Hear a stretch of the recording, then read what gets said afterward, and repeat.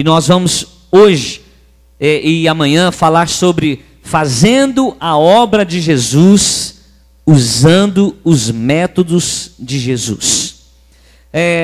O apóstolo Paulo, ele ensina a igreja, principalmente em Corinto, em Éfeso, que nós devemos saber como edificar a igreja, como construir as bases, os fundamentos. Ele diz: todos nós fomos chamados para edificar, mas cada um tome cuidado como constrói. Cada um tome cuidado como edifica. Então a questão não é só fazer a obra de Deus, mas também fazer a obra de Deus da forma que Ele quer.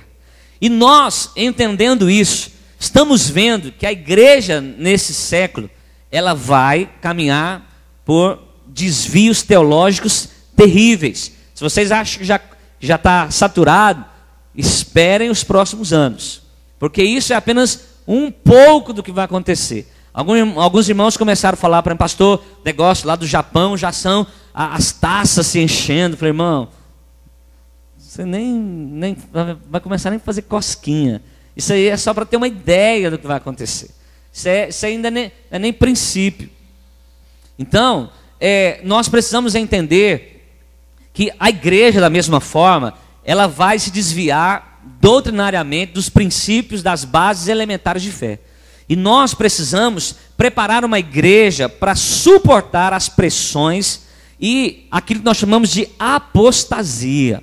Então, nós precisamos rever a forma de sermos igreja, de fazermos a igreja, de criar e gerar a igreja. Nós precisamos fazer a obra de Jesus usando o quê? Os métodos de Jesus. Vamos dizer isso? Fazendo a obra de Jesus, usando os métodos de Jesus. Mais uma vez. Usando os métodos de Jesus. Diga para o seu irmão: fazendo a obra de Jesus, usando os métodos de Jesus. Glória a Deus. Amém? Então nós vamos conhecer aqui o método. E está em João capítulo 17, versículo 21 a 26. Nós vamos abrir um pouco do nosso entendimento, conhecendo a essência do pensamento de Jesus. Aqui nós estamos falando de coisas que são essenciais, daquilo que nós transformamos em valores. E essas coisas que nós chamamos de valores, nós não podemos negociar. Amém? Então isso é essencial, primordial, para fazer uma obra nos métodos de Jesus.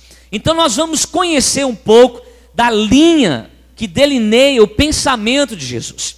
A essência do seu pensamento, como ele olha, como ele vê, como ele trabalha, como ele entende, como ele sente essa obra. Então vamos, a partir daí, João capítulo 17, versículo 21 ao 26. Quem achou, diga: Deus é bom. Amém. Vamos voltar aqui. Tá bonitinho, né? Mas vamos voltar aqui. É porque eu coloquei ele num tempo. Para que todos sejam um, como tu, ó Pai, o és em mim e eu em ti. Que também eles sejam um em nós, para que o mundo creia que tu me enviaste. E eu dei-lhes a glória que a mim me deste, para que sejam um, como nós somos um. Eu neles e tu em mim, para que eles sejam perfeitos em unidade, e para que o mundo conheça que tu me enviaste a mim, e que os tenha amado a eles como me tens amado a mim. Pai, aqueles que me deste, quero que, onde eu estiver, também eles estejam comigo, para que vejam a minha glória que me deste, porque tu me amaste antes da fundação do mundo. Versículo 25. Pai justo, o mundo não te conheceu, mas eu te conheci, e estes conheceram que tu me enviaste a mim.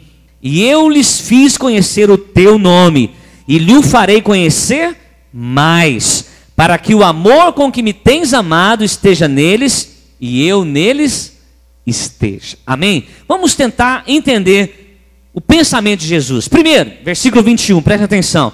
Para que todos sejam um, como tu, ó Pai, o és em mim e eu em ti. A visão de Jesus, ela passa pelo caminho da unidade.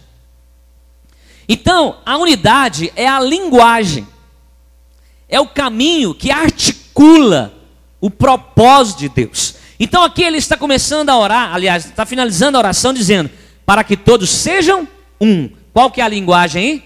Unidade. Jesus está colocando uma linguagem para determinar um pensamento, uma forma, a maneira como as coisas se articulam para acontecer. E aí ele diz qual é o propósito dessa linguagem. Olha só, eu em ti, que também eles sejam um em nós. Para quê? Para que o mundo creia que tu me enviaste. Então preste atenção, a linguagem é a unidade. Qual é o propósito? Qual é a visão aí? Não, a unidade é a linguagem. A visão é para que o mundo creia. A visão é para que o mundo saiba. É para que o mundo entenda. A maneira como nós nos relacionamos aqui, a maneira como nós transformamos a igreja num lugar aonde as pessoas olhem para nós e vejam Cristo, isso atrairá o mundo para o Evangelho. Então, a linguagem é a unidade, a visão é para alcançar o mundo. Por isso nós temos a grande comissão, nós vamos ouvir falar isso hoje bastante tempo. Então preste atenção, se a linguagem é a unidade, qual é a visão de Deus? Ir por todo mundo e pregar o Evangelho. Essa é a missão. É aí que nós temos que trazer e afunilar a nossa visão para esse entendimento. Mas para fazermos do método de Jesus, o mundo até pode conhecer a obra de Jesus, mas eles não conhecerão a Cristo enquanto a igreja não tiver a sua base de unidade. Porque se nós queremos fazer a obra de Jesus com os métodos dele, então precisamos entender que o primeiro método e a primeira linguagem é o quê? Unidade. Podemos fazer a obra de Jesus sem os métodos? Podemos. Isso está aos montes. Podemos fazer a obra em nome de Deus sem Deus estar nessa obra. Isso sempre aconteceu e vai acontecer. Agora, se nós queremos edificar como excelente e sábio construtor, precisamos saber aquilo que realmente agrada a Deus. Então, toda a nossa linguagem, ela tem que ser transferida para a visão de Deus. Qual é a visão? Se a linguagem é a unidade, a visão é alcançar os perdidos. A visão de Deus é alcançar o mundo. Porque Deus amou o mundo de uma tal maneira, olha só para você ver o sacrifício aí, olha para você ver a identidade que está por trás disso. Foi uma maneira tão forte, tão intensa, foi algo tão precioso que ele deu o seu único filho. Olha só o tamanho. Hoje, essa semana eu ouvi uma frase interessante, que a espremida vale o suco. Já viu essa expressão? Vale a pena você espremer bastante, porque o suco compensa. Então o que Deus fez? Ele espremeu bastante, ele sacrificou bastante. Por quê? Porque ele acreditava nisso. Então a visão é ganhar. A visão está em Mateus 28. Ide por todo mundo e pregar o Evangelho. Então, se nós queremos ser igreja, para edificar realmente nos métodos de Jesus, precisamos saber, primeiro, qual é a linguagem. Segundo, qual é a visão. Se nós não sabemos aonde chegar, se queremos reunir as pessoas apenas para reuni-las, nós estamos errando o passo. O nosso alvo é ganhar, o nosso alvo é levar as pessoas ao conhecimento da verdade, do cristianismo e do Evangelho. Por isso Jesus está dizendo, para que todos sejam um, assim como tu és em mim, para que o mundo creia que tu me enviaste. Aí ele continua, olha o versículo 26, vamos tentar entender a finalização do pensamento de Jesus. E eu lhes fiz conhecer o quê? O teu nome. Então, o alvo é que o nome de Jesus seja conhecido. Por quê? Porque o nome de Jesus é que liberta. É o nome de Jesus que transforma. É o nome de Jesus que muda as circunstâncias. Então, o que ele aconteceu? Eu fiz-lhe conhecer o teu nome e lhe farei conhecer mais. O nome de quem? O nome de Deus. Deus está envolvido nessa empreitada. Nós precisamos compreender aonde ele quer chegar com isso. Então a unidade, ela leva a igreja a ser atraente para o propósito de Deus, para que possamos conhecer o nome do Senhor. A Bíblia fala que todo aquele que invocar o nome do Senhor será o quê? Salvo. Então, não há como as pessoas conhecerem a Deus sem confessarem seu nome. Por isso que o apóstolo Paulo diz que toda língua confessará e todo joelho se dobrará. Diante de quem? Do nome do Senhor. Então, o nome de Jesus é que deve ser pregado. Não podemos aqui levantar bandeiras denominacionais. Eu não tenho a ilusão de achar que antes da volta de Jesus, as denominações vão se despojar de si mesmas e agora vamos nos tornar uma só. Eu não acredito nessa unidade. Esse tipo de unidade, eu acredito que ela vai ser celestial só. Mas eu acredito na unidade da igreja local. Aí eu acredito. Essa igreja local, ela é figurada na igreja que se reúne no rebanho local. Por isso, preste atenção, que Deus fala a 7 igrejas, porque cada uma delas é o quê? Local. O apóstolo Paulo escreve a igreja de Corinto claramente, porque ela é local. E o apóstolo Pedro, o apóstolo João, melhor dizendo, aos Coríntios, ele escreve dizendo especificamente a igreja local. Ele está ensinando as coisas. Por quê? Porque a igreja local precisa ter a sua base aonde? Na linguagem. Qual é a linguagem da igreja? Acabei de falar. A unidade. Então tudo começa aonde, irmãos? Na unidade. Se nós queremos os métodos de Jesus, qual é a primeira linguagem? Unidade. Você pode falar isso, seu irmão? A linguagem para os métodos de Jesus é a unidade. Amém? Então, eu lhes fiz conhecer o teu nome e lhe o farei conhecer mais, para que o amor com que me tens amado esteja neles. E o que mais? E eu neles esteja. Essa unidade, ela é baseada em quê? Ela é fundamentada onde? No amor. Não há como você usar os métodos de Jesus sem basear na unidade. E a unidade verdadeira, ela é baseada onde? Em amor. Então aqui Jesus está traçando a linha de pensamento. Logo, logo os irmãos vão chegar a compreender mais claramente. Então vamos tentar entender. Conhecendo o método de Jesus, qual é a linguagem? A unidade. Qual é a visão? Alcançar o mundo. Como que nós vamos alcançar o mundo? Através da unidade. E para gerar unidade nós precisamos de quê? De amor. É o amor que vai estabelecer os vínculos de paz. É no amor aonde os vínculos são trabalhados. É no amor aonde os vínculos são relacionados. É no amor aonde os vínculos são fundamentados. Então nós precisamos conhecer que os métodos de Jesus exigem algum tipo de ferramenta na construção.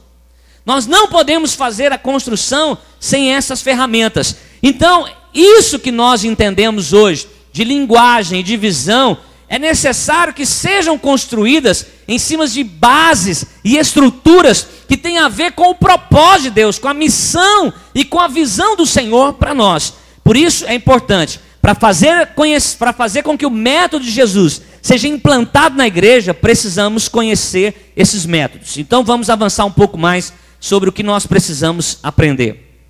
Visão e linguagem. Alguém pode ler para mim aí o que é uma visão?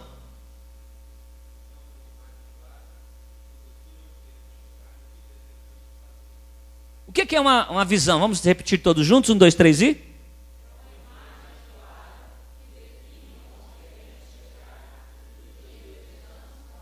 Então, primeira coisa, a visão, ela é uma imagem clara. Eu tenho que ter nitidez, eu tenho que compreender aonde eu quero chegar. Então, a visão, ela me faz sair de um ponto e ir para outro ponto. Segundo, a visão, ela me mostra também o que eu desejo fazer. Então, primeiro, é aonde eu quero chegar e o que eu desejo fazer. Todas as outras coisas aí são subprodutos. Entendeu? Como estratégia, definição de métodos, quanto vai custar, isso tudo vai determinar o tamanho da sua visão. Quando nós começamos a igreja, o alvo sempre foi estabelecer a igreja e abrir novas igrejas. Esse sempre vai ser o alvo. Amém? Mas a visão, ela é clara. Deixa eu voltar aqui rapidinho. A visão era clara. Eu tinha uma ideia clara. Só que à medida que você vai avançando, seus olhos vão se abrindo e você vai tendo mais nitidez. Então, se você já começa sem saber muito bem o que é ou como é, você precisa parar e definir claramente qual é a visão. Como que você vai fazer e aonde você vai chegar. Por exemplo, estou aqui com o Quirino. Quirino, vamos ali. Qual a primeira coisa que ele vai perguntar para mim? Onde? Ora.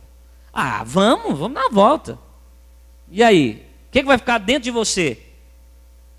Uma interrogação. A primeira coisa que vai fazer, seguir um líder que não sabe para onde vai, é andar na milha de Confúcio. É uma confusão. É confuso. Porque hoje ele está de um jeito, amanhã ele está de outro. Aí hoje é uma estratégia, amanhã é outra estratégia. Aí um dia é um método. Aí a igreja acorda verde e amanhece azul. Entendeu? Então tudo anoitece de uma forma e amanhece de outra. Então os membros e os líderes e os irmãos daquela igreja não sabem para onde vão. O discurso não é claro. As ações não são claras. Os métodos não são claros. A postura não é clara. E os alvos também não são claros. Todo dia se dá tiro para tu quanto é lado, até ver acertar o pombo. Até saber onde vai acertar. Já gastou tempo, dinheiro, paciência, força física, maturidade. E aí o tempo vai passando e você vai sentindo que parece que as coisas não avançam. A pior coisa do mundo é você não saber para onde você vai, ou estar com quem não sabe para onde vai. Aí tudo bem. Eu falo, não, querido, nós vamos ali no Flamboyant. Beleza. Aí todo mundo fica perguntando. Bem, já definimos para onde vamos. Agora fazer o quê? Vamos lá. Vamos para uma churrascaria lá no Flamboyant, no Outback. O que vocês acham, hein? Não, mas pode ser amanhã, depois, ou segunda. Hoje não pode, né? Isso é uma forma de vocês analisarem. Não pode. São valores definidos, entendeu? Então nós estamos falando de valores. Então aqui eu digo para você, bem, beleza, o que nós vamos fazer? Nós vamos lá para o Outback, vamos comer um negócio bacana. Maravilha, se pudéssemos fazer isso, né? Com certeza iríamos. Agora, tá os dois aqui, e aí? Nós vamos fazer o quê? Nós vamos de quê? Ah, vamos andando a pé. Ah, a pé não, a pé vai demorar demais. Vamos pegar um ônibus? Não, ônibus para quê? Nós temos carro, então vamos pegar o carro e vamos de carro. Está entendendo como que você consegue nortear quando você tem uma imagem clara? Eu defini para onde eu vou, o que eu devo fazer, agora como eu vou fazer as coisas? Hã? E por onde? É o caminho. Depois você pega o caminho, aí já são estratégias. Quais são os caminhos que você pega para chegar em determinado lugar? Lembra que eu falei que tudo é um subproduto? Consegue entender? Então, o que é uma visão? Os irmãos podem me ajudar?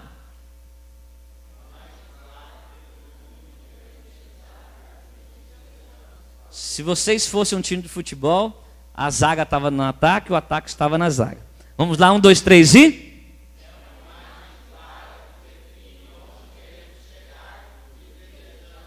Já ficou parecendo uma orquestra filarmônica. Onde os instrumentos estão basicamente, né, no mesmo tempo e com a mesma afinação.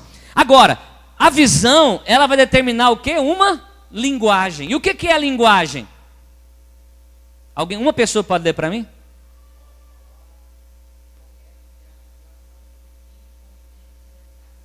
É o método de articulação. Vocês sabem o que é articulação? Só fazer isso aqui. É que dá movimento. É que tira a situação da inércia. Você não fica parado. Ela dá o quê? Giro. Ela dá movimento. Então a linguagem, o que ela faz? Ela articula como você vai realizar a missão. Elas são aquilo que nós chamamos de estratégias ou métodos. A maneira como você realiza as coisas. Então, duas coisas que você precisa ter: visão e linguagem. Isso está ligado aos métodos. Vamos avançar para nós sermos mais claros e rápidos, porque senão não tem muito tempo. Vamos entender qual é a visão da nossa igreja. Quem já visitou o site da igreja pelo menos uma vez na vida? Quem nunca acessou o site da igreja? Ok. Quem acessou o site e achou ali a visão, como a igreja nasceu, a visão e a estratégia? Quem já viu? Ok. Olha só, qual é a visão geral? A visão geral nossa está ligado, àquilo que eu acabei de falar sobre como Jesus está edificando a sua igreja. Então, primeiro, contribuir para o quê? Para a expansão do reino de Deus, alcançando os que estão sem Cristo e sem esperança no mundo, sendo para isso uma comunidade de amor, a fim de resgatar o homem e levá-lo de volta para Deus. Percebe que a essência da nossa visão geral está ligada na oração sacerdotal de Jesus? Percebe que aqui nós estamos falando de propósito, nós estamos falando de visão e estamos falando de linguagem. Aqui nós estamos falando, qual que é a linguagem? A unidade, ser uma comunidade de amor. Olha, o amor gera o que, irmãos? Unidade. E a unidade produz o quê? A unidade produz uma igreja que ela leva Cristo para uma comunidade sem esperança e sem Deus no mundo, resgatando o homem de volta para Deus. Essa é a nossa missão. Em algumas igrejas americanas fizeram uma pesquisa, olha só que interessante, e perguntaram qual que era a missão da igreja onde ele estava. A maioria respondeu, a missão da nossa igreja é o pastor cuidar da nossa família. Mais de 70% das pessoas disseram que era para a família dele ter um conforto espiritual, para ter um lugar aonde celebrar a Deus. Isso são subprodutos. A maioria disseram isso. Poucos, 11, alguma coisa, disseram: nossa missão é cumprir o ID do Senhor. Porque as pessoas não conseguem entender isso, porque elas acham que a igreja é um lugar sócio-religioso, aonde ela tem bons amigos e frequenta, e ela está ótimo. A igreja tem um ar-condicionado, tem um bom louvor, está tudo muito bom, gente bonita, bem arrumada, elegante, né? Irmãos alinhados, cheirosos, gente muito bem apessoada. E aí todo mundo começa a ficar nesse cantinho. E o alvo da igreja não é esse, porque a visão geral é ser uma comunidade de amor, a fim de resgatar o homem e levá-lo de volta para Deus. Essa é a essência daquilo que nós temos como visão geral. Avançando, visão estratégica. Qual a visão estratégica? É a forma como nós vamos fazer isso acontecer. São as características. Então vamos tentar entender. Levantar uma geração apaixonada por Jesus. Qual que é o sintoma dessa geração? Ela tem o quê? Paixão. Irmãos, se nós não estivermos apaixonados por Jesus, nós vamos ficar enrolando aqui mais uns bons anos. Nós temos que ser uma igreja apaixonada por Jesus. Esse é o alvo. Levantar uma geração apaixonada por Jesus e treiná-la. Treinamento faz parte da visão da igreja. A igreja é uma casa, a igreja é um rebanho. Consegue entender isso? Mas a igreja também é um exército. Os irmãos conseguem visualizar a questão de ser um exército? Então, o exército, ele exige o que cotidianamente? Treinamento. Para que na hora da batalha ele esteja pronto, preparado. Quem já fez aqui alistamento militar e serviu a pátria? Olha, só um. Glória a Deus. Aleluia. Então, o Conceição sabe muito bem o que nós estamos falando. Não sabe? Então aqui, irmãos, essa geração, ela tem que ser o quê? Treinada. Por que ela precisa ser treinada? Porque se ela não for treinada, ela não tem como repassar aquilo para outra geração que virá. Porque como exército, ela tem que estar pronta, gerando e mudando aqueles que estão vindo. Porque à medida que nós vamos ganhando, nós vamos treinando. Para quê? Para executar de forma excelente a nossa missão. Agora, qual que é o tripé da missão da igreja?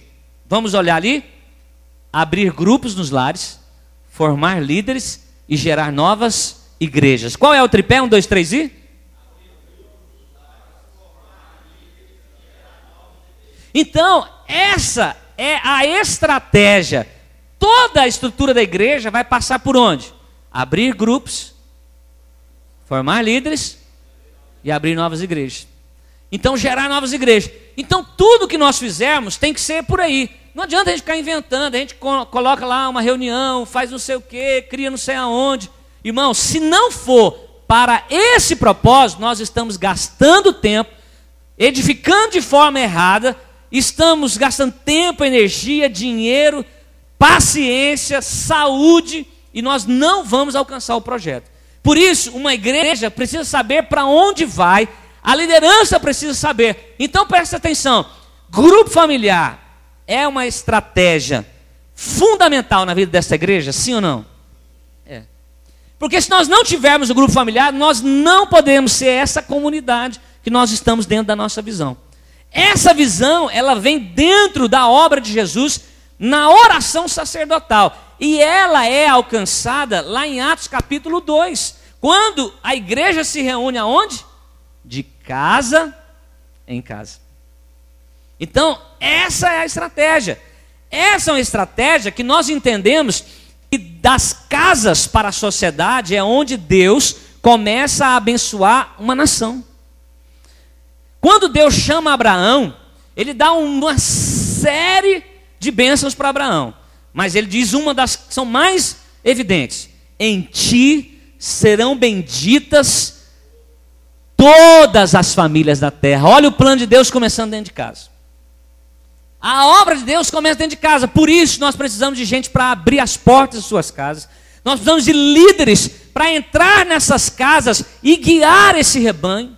Nós precisamos de gente que se exponha e que se abra para servir a casa do Senhor e fazer como Obed-Edom fez, recebeu a arca de Deus naquele lugar.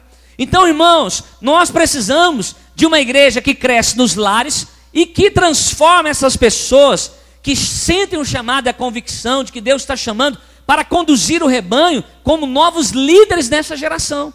Então, treinar líderes é uma opção dessa igreja? Não. Não é.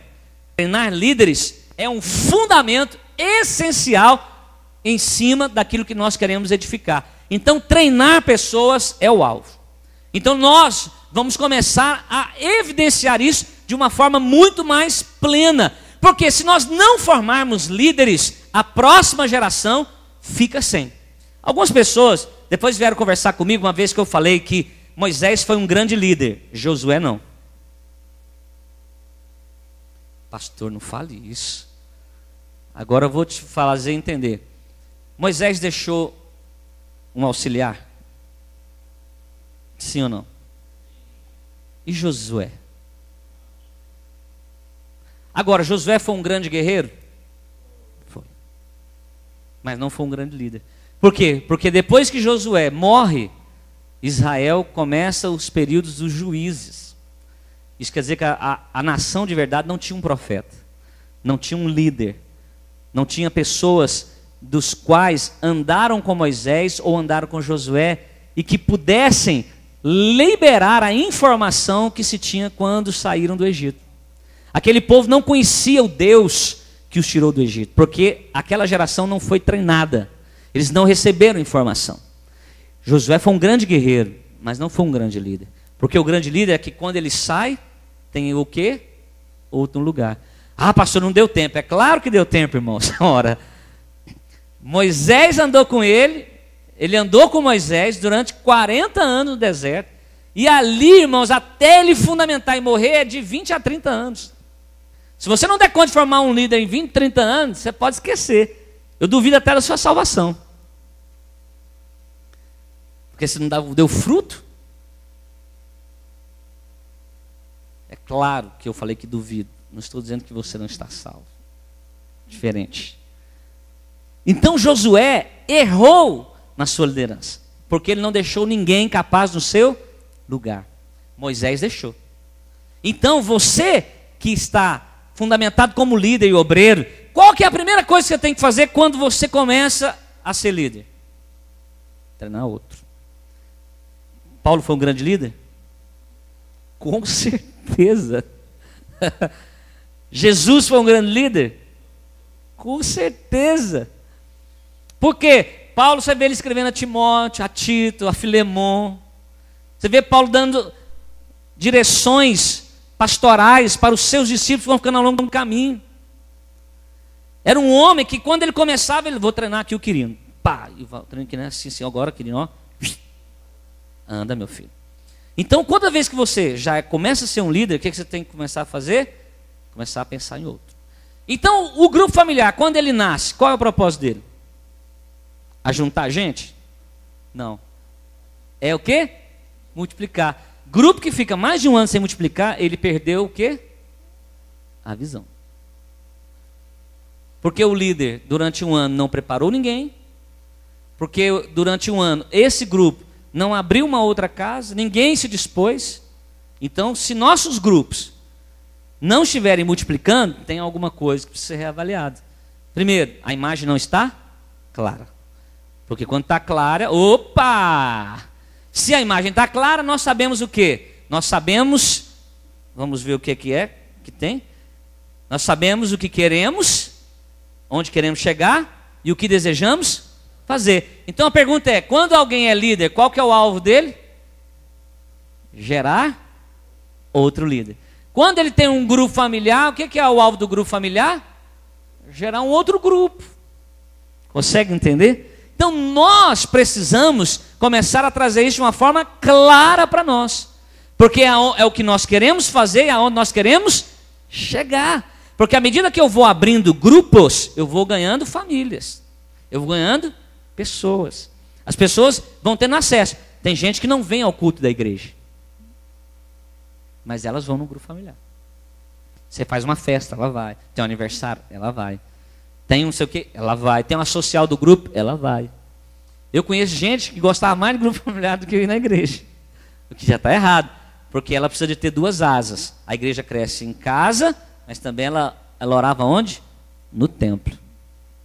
Eles não perderam a prática nem o costume. Eles oravam e andavam juntos. Eles celebravam nas reuniões maiores e tinham intimidade nas reuniões menores. Entendeu? Então, qual é o alvo do grupo familiar? Gerar o quê? Intimidade. E qual é o alvo do culto da igreja? Celebração. Celebramos juntos nas reuniões maiores. E temos intimidade aonde? Nas reuniões menores. Então, primeiro, o alvo é uma visão, imagem clara que define onde queremos chegar. Agora vamos lá. Olha aqui. Formar líderes e gerar novas igrejas. Paulo plantava igreja, irmãos, uma atrás da outra. Então o alvo é levantar a igreja. Por quê? Porque você não tem unidade na cidade, mas você tem unidade aonde? Na igreja local. Ora, não tem jeito, irmãos, de ter comunhão. Vamos ser claros. Às vezes com os irmãos da Assembleia. Quando eu falo comunhão, é esse princípio de unidade. Por quê? Porque tem irmãos que eles têm uma característica tão diferente que é difícil. Mas nós podemos servi-los. Amém?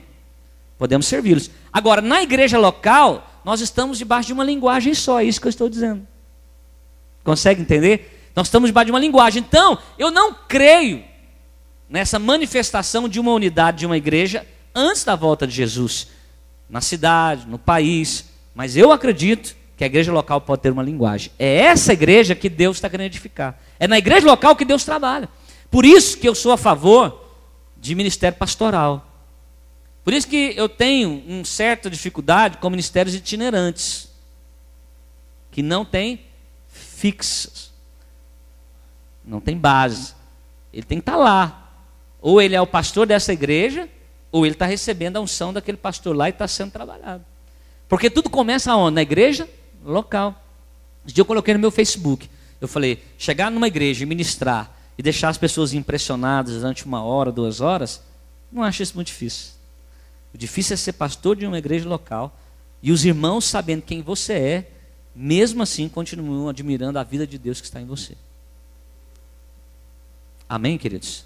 Então, o difícil é você todos os dias estar com as suas ovelhas. Mas esse é o propósito de Deus. Porque chegar aqui e impressionar, irmãos, eu conheço gente no mundo que chega aqui, ó, e bate em quase todos nós, ou em todos nós. São pessoas extremamente carismáticas, emocionalmente falando. São pessoas extremamente eloquentes. Chega aqui e põe todo mundo de boca aberta. Sabe como conduzir o povo. Mas isso, irmãos, não impressiona a Deus. Deus quer pastores, líderes que cuidem do seu rebanho. Jesus andou todos os dias com os discípulos. Ele não vinha cá, olha, hoje eu vou fazer um show, e vocês apareçam lá, tá bom? Vou curar uns enfermos, vou ressuscitar uns mortos, e aí nós vamos fazer um circo mambembe, vamos fazer uma produção internacional. Já trouxe da Grécia umas novas tecnologias, então nós vamos ali trabalhar e tudo. Eu cheguei, não, estava ali dia a dia com eles, comiam juntos, almoçavam juntos, tomavam banho juntos ali, iam para o mesmo lugar, e eles comiam na mesma casa, eles desfrutavam do mesmo dinheiro, choravam juntos, dormiam, expostos às vezes à noite juntos, entendeu? Eles estavam ali, em jejuns, em oração, em busca, às vezes em perseguição, mas era no dia a dia.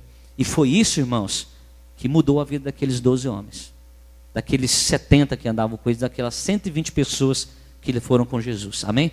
Vamos voltar aqui, só para vocês terem uma ideia. Vamos tentar entender um pouco sobre princípios de linguagem. Antes, quero voltar um pouquinho sobre o que é linguagem. O que é ter a mesma linguagem? O que significa? Me ajudem, 1, 2, 3 e...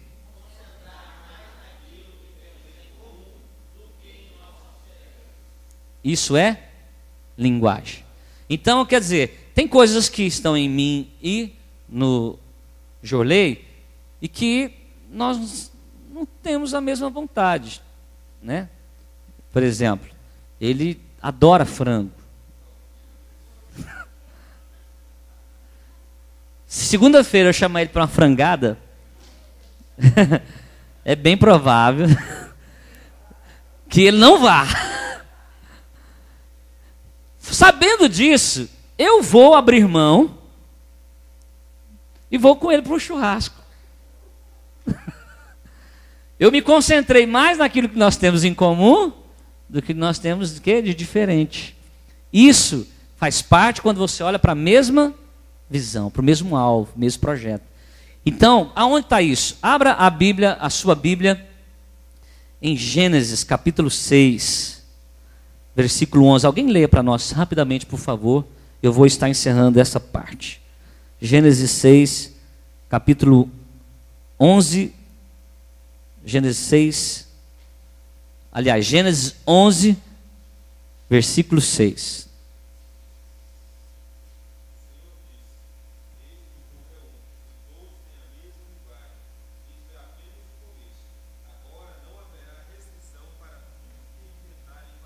Então vamos lá por partes, como dizia Jack o Estripador.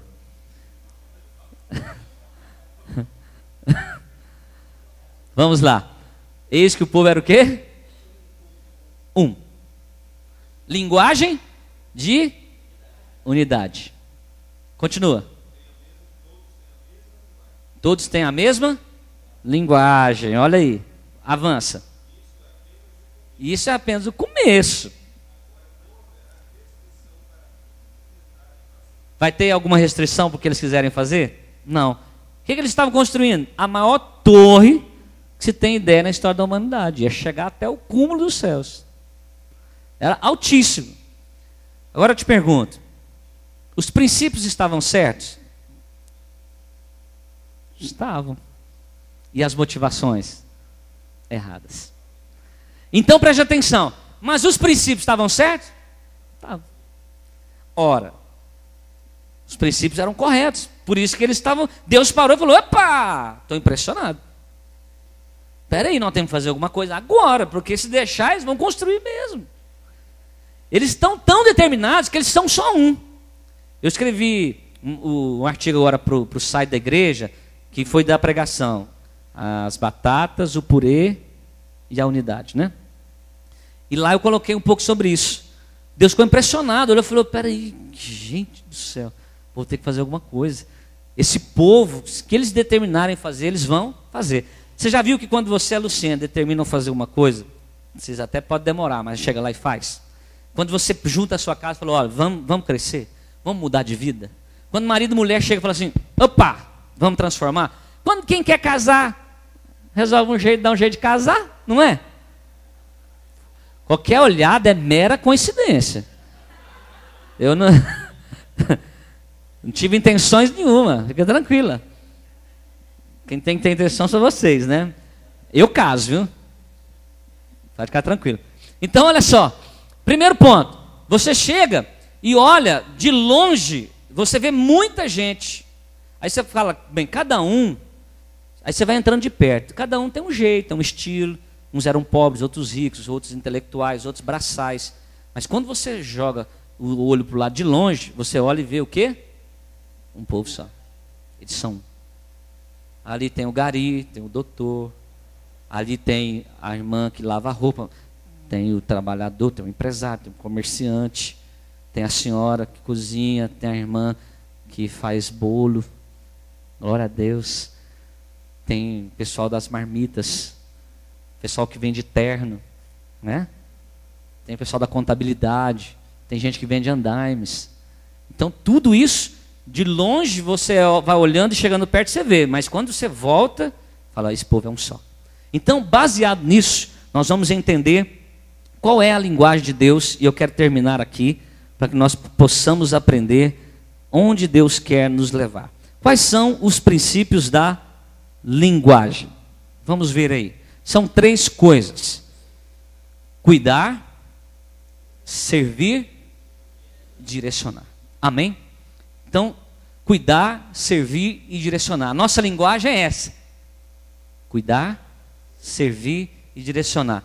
Qual é a linguagem da nossa igreja? Qualquer outra coisa não é a nossa linguagem.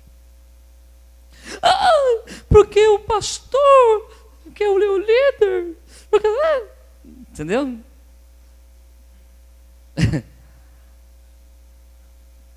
Então, qual é a primeira coisa que você faz? Você cuida da sua igreja. Você zela por ela. Isso é princípio de quê? De honra. Isso é honra na sua vida. Pessoas que falam mal do líder, mal da igreja, mal de sei de quem, do irmão, do fulano, eles desonram. E são pessoas desonradas. Porque elas não cuidam.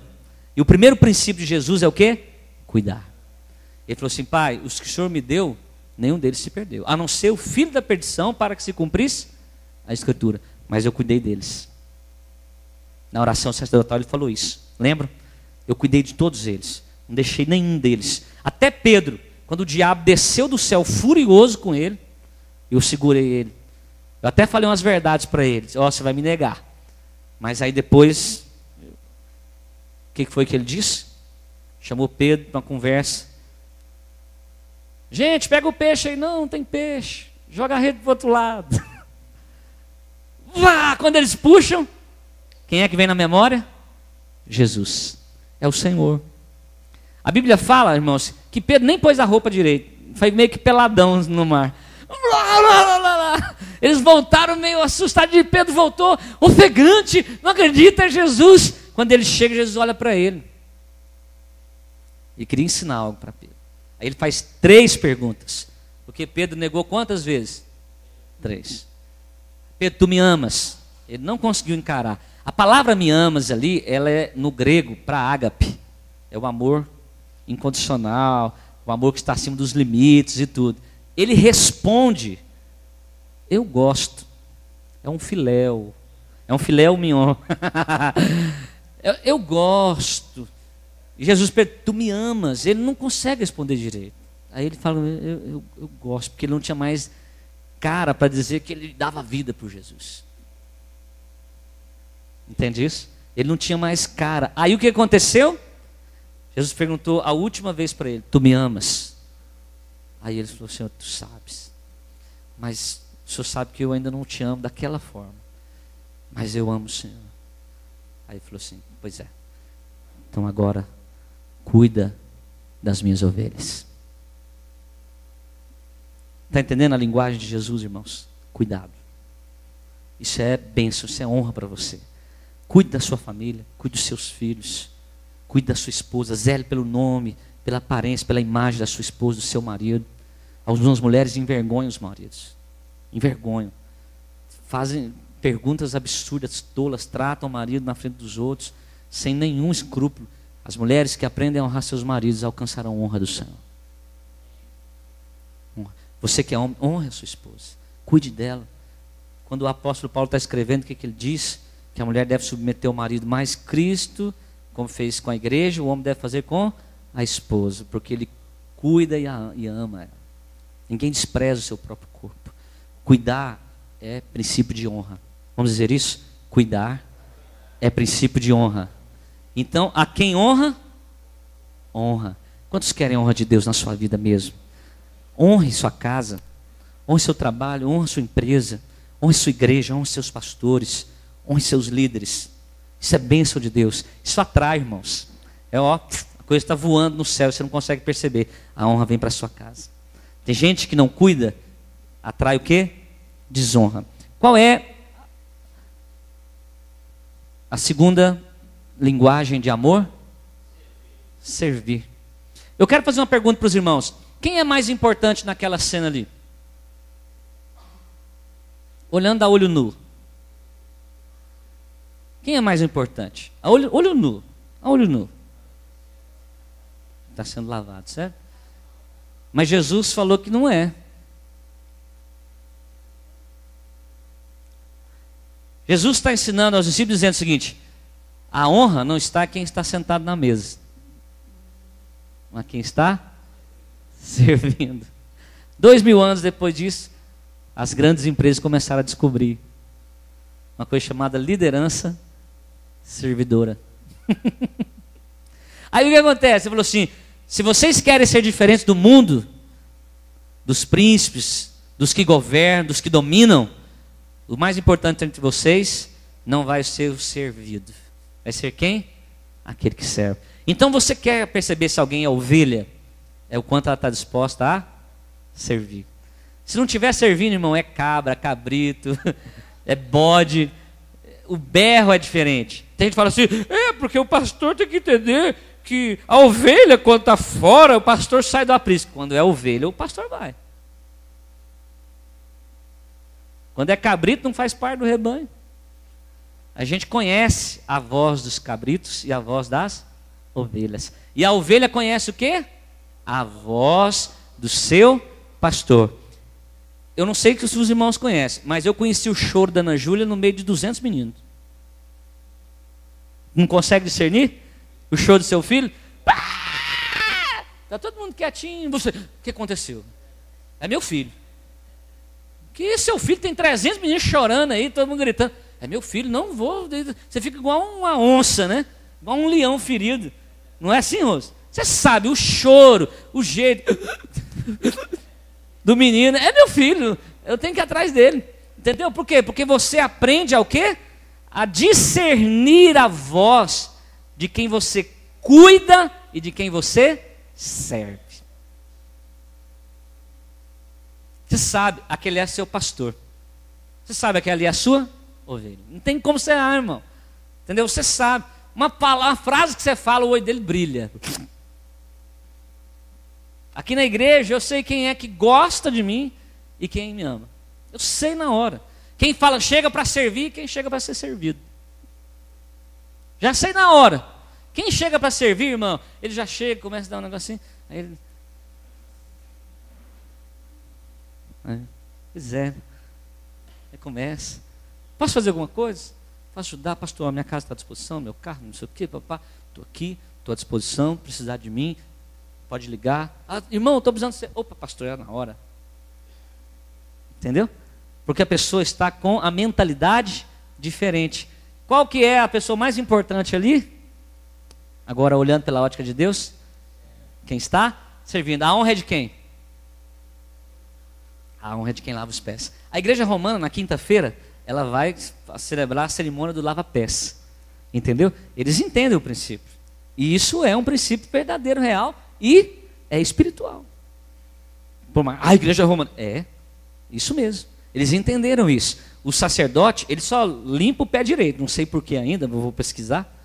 Porque Jesus limpou os dois, Ele limpa, o sacerdote chega com um assessor, aí ele pega 12 homens e lava os pés direitos dos 12 homens, simbolizando Jesus e a humildade. Aí ele despoja da capa, do trono, da coroa. Aí agora ele lavou os pés, entendeu? Aí ele simbolizou ali o ato de Jesus. Então, primeira linguagem de amor é o quê? Cuidar. Segunda linguagem de amor? Servir. E qual a terceira linguagem de amor, irmãos? Direcionar. Olha que legal. Olha que legal. Você está lá com um cajadão na mão e ó, direcionando. Entendeu? É mais ou menos igual filho. As pessoas que andam com você, elas precisam ser o quê? Direcionadas. Eu às vezes sou meio entrão na vida das pessoas. Mas é porque eu aprendi a ser líder. O irmão às vezes está passando por uma dificuldade, eu estou olhando, irmão, um pouquinho mais para cá. Já viu aquela propaganda do Itaú? Os caras estão trabalhando lá, aí o cara fica olhando, aí ele olha daqui, olha de lá. Aí os caras da obra estão ali penando, né? Aí os caras da obra falam assim, e aí? Aí o cara fica assim. Aí o cara fez assim, e aí? Aí o cara lá de baixo, beleza. Está resolvido, está tudo pronto, está no lugar certinho. Eu estou passando, estou vendo, está ótimo. Entendeu? Você precisa, o método empresarial hoje, eles usam o coach, né? É o treinador, aquele que te direciona, que dá para você as disciplinas, que colocam para você as coisas. Todos nós precisamos de um treinador, irmão. Tira essa síndrome do machão, do orgulho. Nós precisamos de alguém que fala na nossa vida. Nós precisamos de alguém que coordena. Eu tenho um pastor meio doido que fala as coisas para mim de vez em quando. Ele vem aqui de vez em quando. Aí ele chega, não, Mauro, acho que você está precisando disso, daquilo. Beleza. Aí eu coloco a igreja na prova, né? E aí, o que você achou disso? O que você achou daquilo? Rapaz, descanso, a igreja é ótima. Você tem ovelhas maravilhosas. Falei, vem cá ficar comigo durante 12 meses. Brincando, eu tenho ovelhas que são abençoadas. E eu sempre coloco, o que você achou, o que você viu, o que você acha que precisa mudar. Eu coloco, porque eu preciso de direção também. Todos nós precisamos ser direcionados. Então você precisa de alguém que fale na sua vida. Direcione. E você tem que ser um direcionador. É mais ou menos igual a um flecheiro. Igual um Robin Hood, né? Direciona. Os nossos liderados querem isso de nós. Que você os ajude a direcionar. Irmãos, eu hoje prefiro falar algo que eu estou vendo do que ficar calado. Eu estou vendo, falo, olha, você está indo para o caminho errado. Ah, não faz nada do que a gente fala. Pastor, eu vim aqui saber a sua opinião. Aí eu, tem certeza? Tem. Faz isso, eu direciono. Ah, tá bom. Aí ele, do jeito que ele ouviu, ele foi embora e fez tudo o contrário. Aí eu falei, para que me perguntou? Gastou meu tempo. Mas eu fui lá e falei. Lá na frente, aí volta. Você estava certo, pastor. Eu entendi. Entendeu? Mas nós precisamos. Quantas vezes seu pai chegou você na disciplina e falou, ó, você não vai, você agora vai ficar não sei quantas semanas sem passear, sem sair, sem cair, sem chorar, igual aquela música e tal, e pronto, acabou. E aí, o que aconteceu? Você na hora odiou aquilo. Eu quero matar meu pai. Eu me lembro que teve dias que eu queria matar minha mãe. Eu era menino. Verdade, eu era menino, 5, 6 anos. Me batia, me disciplinava, não sei o quê. As minhas irmãs, então, eu ainda vou fazer uma maldade para elas. Aí, eu ficava nervoso, só que eu fui amadurecendo. Aí eu fui entendendo. Aí, na verdade, agora eu só quero beijar, abraçar, compartilhar, presentear, entendeu? Por quê? Porque eu sei que ela estava cuidando de mim, servindo e me direcionando. Quantos querem ser direcionados pelo Senhor? Amém? E para encerrar, irmãos, conclusão. A igreja que expressa esse tipo de amor pratica o método de Jesus. Amém? Vamos ler todos juntos? 1, 2, 3 e? Não. A igreja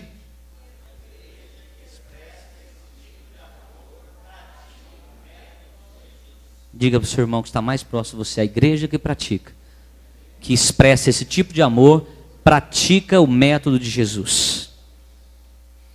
Finalizando, antes do dia da festa da Páscoa, sabendo Jesus que tinha chegado a hora de passar, coloca uma música para nós, pastor, bem gostosa. Chegada a hora de passar deste mundo ao Pai, desta para melhor, essa é a expressão, tendo amado aos seus, o que ele fez? Ele os amou. Agora olha só que tipo de amor. Amado aos seus que estavam no mundo, amou-os até ao extremo. Se tem um limite, ele foi depois. Irmãos, essa igreja que vai impactar famílias, homens, mulheres, prostitutas, drogados, alcoólatras, que vai impactar empresários falidos, famílias que estão perdidas no álcool, no consumo do dinheiro, é a igreja que aprendeu a amar ao extremo. Senhor, estou disposto, eu quero, Senhor, aprender a cuidar. Senhor, eu estou disposto, eu quero aprender a servir. Senhor, eu estou disposto, eu quero aprender a direcionar. Mas eu quero aprender a ser cuidado, quero aprender a ser servido, quero aprender a ser direcionado, mas eu também quero. Eu quero aprender a direcionar, quero aprender a cuidar, quero aprender a servir. Me ensina. Aqui está dizendo que Jesus os amou ao extremo. Ele amou aqueles homens. Sabe o resultado? Aqueles homens deram a vida por Jesus. Eles não pouparam. Alguns deles foram mortos ao fio da espada. Outros foram colocados de cabeça para baixo. Alguns foram colocados em caldeirão quente. Outros foram vendidos, se venderam como escravos para pregarem o evangelho em lugares distantes. Mas aqueles homens não foram impressionados por um homem que tinha boa eloquência, mas por um homem que aprendeu a amá-los. Eu queria despertar você hoje a pedir ao Senhor que te ensinasse a amar, que você aprendesse, você buscasse do Senhor hoje. Senhor, me ensina a amar a igreja do Senhor dessa forma. Me ensina a amar esta igreja, os meus líderes, os meus pastores, os meus liderados, aqueles que andam comigo, os irmãos que o Senhor colocou nas minhas mãos. Me ensina a ser ovelha, me ensina a honrar as pessoas, me ensina, Senhor, a concentrar mais nas nossas coisas em comum do que nas nossas diferenças. Tira de mim, Senhor, todo esse desejo de querer fazer as coisas para mim, que eu esteja no centro, na direção da minha vida, como se eu existisse somente para mim, mas eu quero me dar, me doar. Se você deseja isso, eu quero orar com você. Quero orar com você nesta manhã, nesta noite. Eu quero pedir o Espírito Santo que te ensine, que me ensine a cuidar, me ensine a servir e que nos ensine a direcionar para amar e para que o mundo conheça que só Jesus Cristo é o Senhor.